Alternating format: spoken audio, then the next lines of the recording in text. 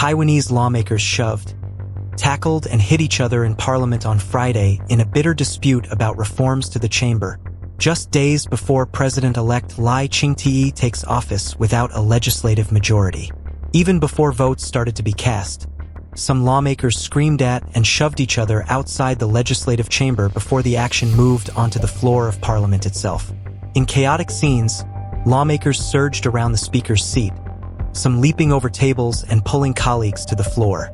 Though calm soon returned, there were more scuffles in the afternoon. Lai, who is to be inaugurated on Monday, won January's election, but his Democratic Progressive Party lost its majority in parliament. The main opposition party, the Kuomintang, has more seats than the DPP but not enough to form a majority on its own. So it has been working with the small Taiwan People's Party to promote their mutual ideas.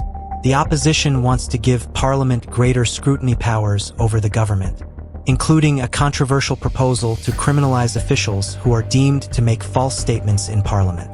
The DPP says the KMT and TPP are improperly trying to force through the proposals, without the customary consultation process in what the DPP calls an unconstitutional abuse of power.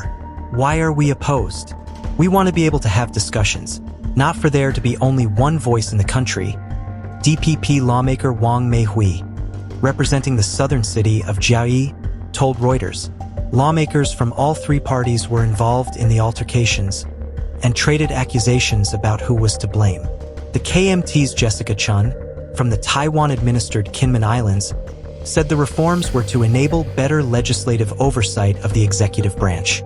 The DPP does not want this to be passed as they have always been used to monopolizing power, she told Reuters, wearing a military-style helmet.